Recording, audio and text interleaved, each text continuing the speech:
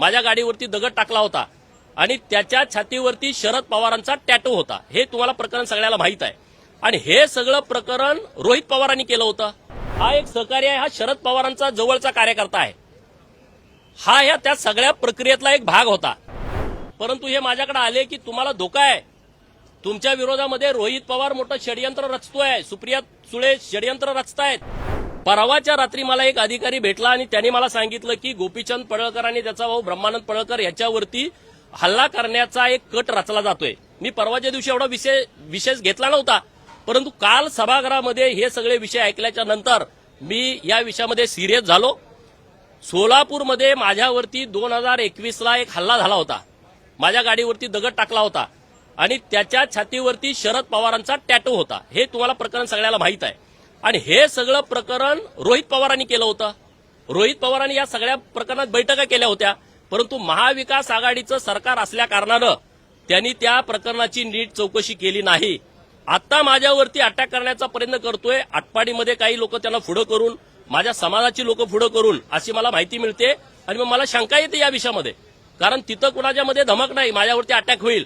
परंतु रोहित पवार सारखा गुंडगिरी प्रवृत्तीचा माणूस, ज्याच्याकडे पश्चिम महाराष्ट्रातले सगळे गुंड त्याच्याकडे आहेत, त्याच्या पदरी काम करतायत, मुकामधले आरोपी असतील, अन्य हद्दपार आरोपी असतील, सगळ्यांना आश्रय हा देत असतो आणि त्यामुळं या सगळ्या विषयामध्ये सिरियसनेसपणा आहे।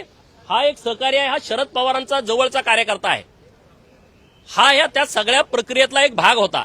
हा मला 1-1.5 वर्षापूर्वी येऊन भेटला की रोहित पवार तुमच्या विरोधामध्ये असं षडयंत्र करतोय, पण मी काय म्हटलं जाऊ दे, तो विषय त्यांचा असेल। आता जो सोलापूरमध्ये हल्ला झाला ते सगळं प्रकरण ह्याला माहित आहे।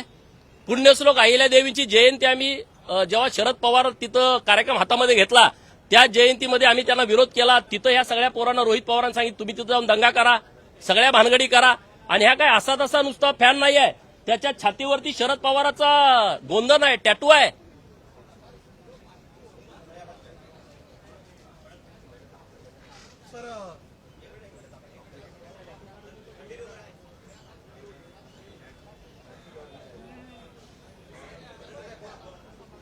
म्हणजे हे घाणेरडं काम किती सुरू आहे